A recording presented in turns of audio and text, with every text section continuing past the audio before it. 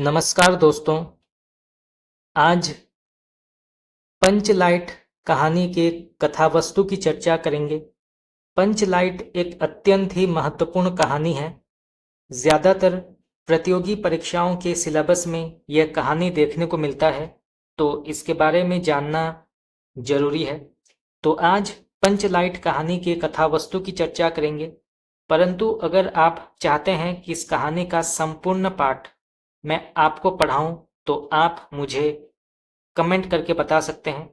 इसके अलावा इस कहानी के अंतर्गत आने वाले इसके महत्वपूर्ण तत्व जैसे भाषा, शैली, देश काल और वातावरण, शीर्षक, तो इन सभी तरह के तत्वों के अंतर्गत जो प्रश्न आते हैं, अगर आप चाहते हैं कि उसका भी क्लास मैं आपको कराऊं, तो आप मुझे बता सकते हैं। तो चलिए शुरू करते हैं पंचलाइट कहानी का कथावस्तु। रामनवमी के मेले में इस बार महतो टोली के पंचों ने एक पेट्रोमैक्स खरीदा। इस पेट्रोमैक्स को गांव वाले पंचलैट कहकर पुकारते थे। पंचलैट खरीदने के बाद जो 10 रुपए बच गए थे, उनसे पूजा की सामग्री भी खरीदी गई। सबको पंचलैट आने की प्रसन्नता थी। इस खुशी में कीर्तन का आयोजन किया गया। थोड़ी देर में टोली के सभी लोग पंचलैट देखने के लिए एकत्र हो गए, लेकिन प्रश्न यह पैदा हुआ कि पंचलैट को जलाएगा कौन। खरीदने से पहले किसी के दिमाग में यह बात नहीं आई थी। यह निर्णय हुआ कि दूसरी पंचायत के आदमी को मदद से पंचलैट नहीं जलाया जाएगा, चाहे वो बिना जले ही पड़ा रहे। आज किसी ने अपने घर में डिबरी, या जिसे डिबिया कहते हैं, भी नहीं जलाई थी। पंचलैट के न जलने से पंचों के चेहरे उतर गए। राजपूत टोली के लोग उनका मजाक बनाने लगे, लेकिन सबने धैर्यपूर्वक उस मजाक को सहन किया। वहीं पर गुलरी काकी की बेटी मुनरी बैठी थी। वह जानती थी कि गोधन पंचलैट जलाना जानता है, लेकिन पंचायत ने गोधन का हुक्का पानी बंद कर रखा था। मुनरी गोधन से प्रेम करती थी। उसने अपनी बात अपनी सहेली कनेली को बताई। कनेली ने यह सूचना सरदार तक पहुंचा दी कि गोधन पंचलैट जलाना जानता है। सभी पंच सोच विचार में पड़ गए कि गोधन को बुलाया जाए अथवा नहीं। अंत में उसे बुलाने का निर्णय लिया गया। तो इस कहानी में बहुत सारे पात्र हैं, तो आप उन सभी का नाम नोट कर सकते हैं। परीक्षा में कई बार पूछा गया है कि गोधन किस कहानी का पात्र है या मुनरी किस कहानी की पात्र है। तो आप यहाँ से कई प्रकार के प्रश्न जो है उसके उत्तर प्राप्त कर सकते हैं। चलिए आगे बढ़ते हैं।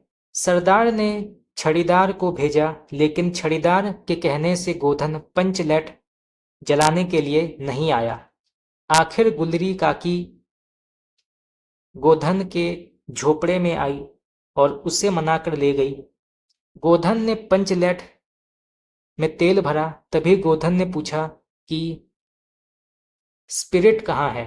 स्पिरिट का नाम सुनकर सभी लोग उदास हो गए, लेकिन गोधन ने अपनी होशियारी से गरी के तेल की सहायता से ही पंचलैट जला दिया।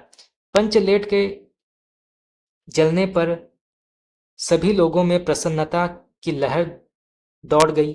लोगों के दिल का मैल दूर हो गया। कीर्तनिया लोगों ने एक स्वर में महावीर स्वामी की जय ध्वनि की। कीर्तन शुरू हो गया।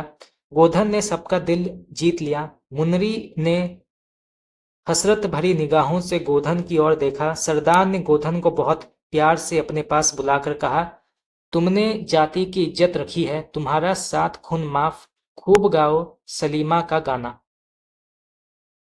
अंत में गुलरी काकी ने गोधन को रात के खाने पर निमंत्रित किया। गोधन ने एक बार फिर से मुनरी की ओर देखा। उससे दृष्टि मिलते ही लज्जा के कारण मुनरी की पलकें झुक गई। तो ये पंचलाइट कहानी का एक बहुत ही छोटा सा कथावस्तु है। अगर आप चाहते हैं कि इसका विस्तृत पाठ या इसका विस्तृत कथावस्तु मैं आपको पढ़ाऊं, तो आप मुझे बता सकते हैं। तो इस कहानी के माध्यम से लेखक यह कहना चाहते हैं, इसका उद्देश्य इस प्रकार है। ग्रामवासी जाति के आधार पर किसी प्रकार टोलियों में विभक्त हो जाते हैं और परस्पर ईर्ष्या द्वेष के भावों से भरे रहते हैं। इसका बड़ा ही सजीव और यथार्थ चित्रण इस कहानी में किया गया है। परोक्ष रूप से रेणु जी ने ग्राम सुधार की प्रेरणा भी दी है।